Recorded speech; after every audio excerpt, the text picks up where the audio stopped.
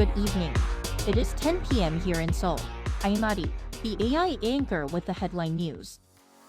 South Korea said it would independently impose a new set of sanctions on North Korea as it seeks to squeeze the regime's funding sources.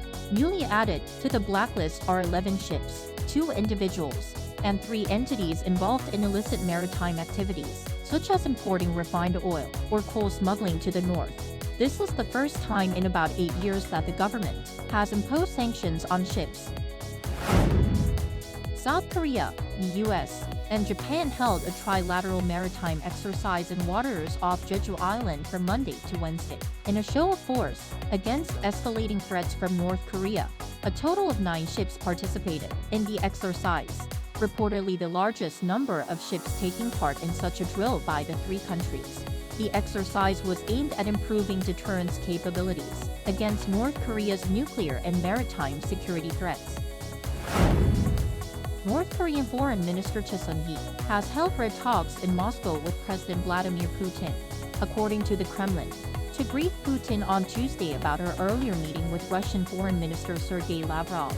No details were given, but arms deals and Putin's potential visit to Pyongyang are among the possible items on the agenda, as well as the implementation of agreements reached at a leaders' summit last September, and the situation on the Korean peninsula. President Yoon has called for measures to make the country's capital market more competitive and supportive of people's livelihoods. This came at the year's 4th policy briefing by the government made open to members of the public, focusing on the theme of finance.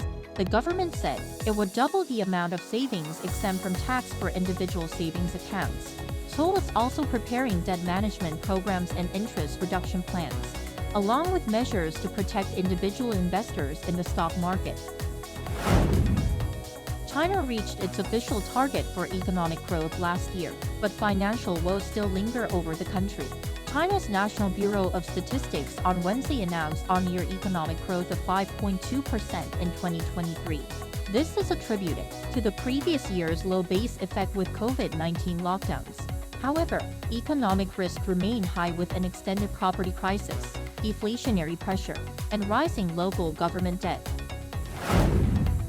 With education part of his 3 main reformation goals, President Yoon emphasizes that South Korea must accelerate innovation in education to keep up with fast-advancing societies.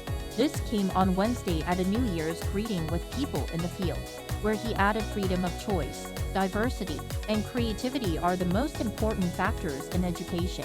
The event is the largest annual New Year event in the education sector. That brings us to the end of tonight's AI headline news. Thank you for watching. Good night.